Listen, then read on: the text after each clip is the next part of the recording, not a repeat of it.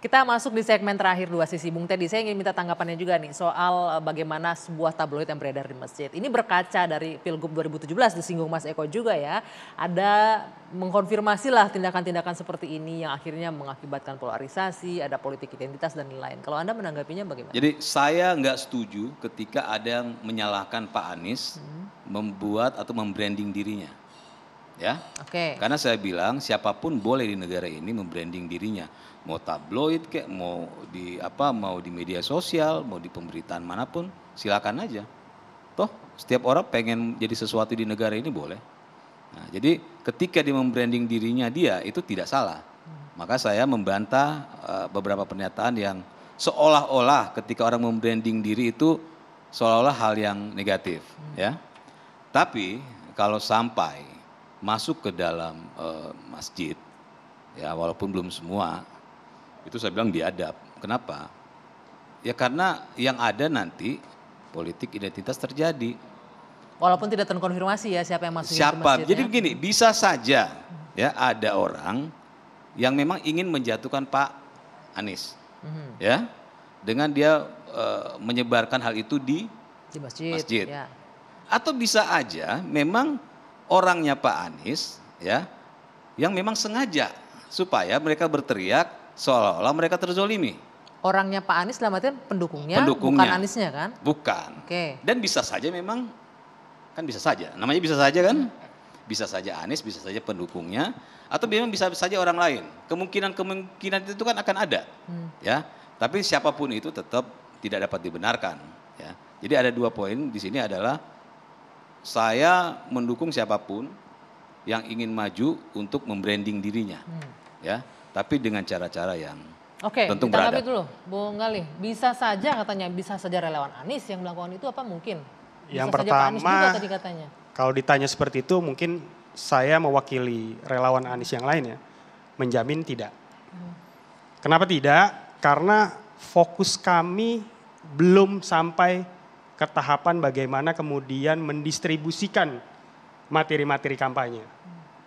Fokus kami hari ini adalah sedang mengkonsolidasikan semua simpul-simpul relawan di seluruh Indonesia, terutama di Jakarta, untuk bagaimana mengawal Pak Anies sampai dengan selesai menjadi gubernur pada tanggal 16 Oktober nanti.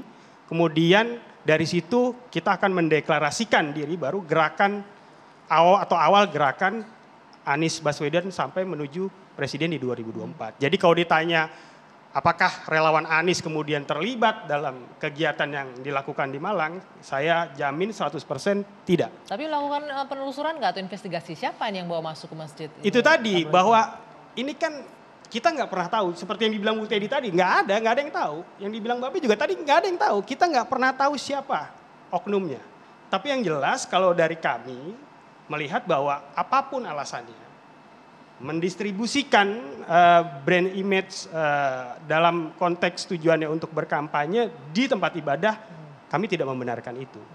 Dan sekali lagi ya, untungnya respon yang sangat baik dilakukan oleh Pemkot Malang ya, melalui Wali Kota Malang ya dengan melakukan ini. Dan saya pikir ini bisa menjadi trigger juga untuk pemerintah daerah atau pemerintah pusat supaya aturannya supaya jelas gitu loh. Semua orang yang melakukan hal yang serupa melibatkan atau masuk ke dalam teritori tempat ibadah ya tidak dilakukan lagi. Sehingga kasus-kasus seperti ini tidak dilakukan gitu loh. Jadi bukan cuma sekedar waktu pemilu tapi ya waktu-waktu saat ini. Itu mungkin. Sedikit, Mas Eko? Buat saya ini menarik. Artinya gini, memang kita semua nih harus melakukan komunikasi kepada publik. Pemilu itu setiap 5 tahun. Bukan habis-habisan gitu loh. Sehingga sementara masjid itu sepanjang masa. Artinya jangan kita merusak masjid hanya untuk kepentingan-kepentingan 5 tahun. Tapi ini terkonfirmasi bukan Anies dan bukan relawan Anies loh ya. Kalau semua relawan atau semua kelompok politik mengecam tindakan-tindakan seperti ini, kita akan lebih nyaman ke depan. Saya appreciate teman-teman relawan Anies, kita kecam tindakan-tindakan seperti ini, nggak boleh dirusak rumah ibadah dengan kepentingan-kepentingan pendek ini. Sepakat untuk itu. Terakhir Babe. Yang diperlukan saat ini itu adalah sosok negarawan. Bukan lagi remeh-temeh yang sering melihat untuk urusan-urusan kecil kemudian di blow up sebuah kesalahan yang besar. Yang diperlukan saat ini adalah negarawan. Ingat ketika Bung Karno dengan para sahabatnya Hatta, Nasir berdebat habis-habisan, kemudian bersatu membangun bangsa. Dicontohkan oleh Obama dan Hillary, dicontohkan Abraham Lincoln dengan William, dicontohkan oleh Mao Zedong, dicontohkan oleh Tokugawa semuanya. Dicontohkan pula saat ini masih di depan mata antara Pak Jokowi dengan Pak Prabowo yang tadinya rivalitas akhirnya menjadi membangun bangsa. Nah ini kita mesti bisa contoh mereka semua. Kita udah punya negarawan, tinggal comot sang negarawan itu. Selesai urusan. Baik, terima kasih. Siapapun yang akan memimpin Indonesia ke depannya tentunya kita minta yang seorang yang negarawan yang bisa membawa Indonesia ke arah yang lebih baik lagi. Saya harus akhiri Dua Sisi malam hari ini. Bapak-bapak terima kasih sekali atas kehadirannya. Kita jumpa lagi pekan depan. Saya Dwi Anggia, selamat malam. Sampai jumpa.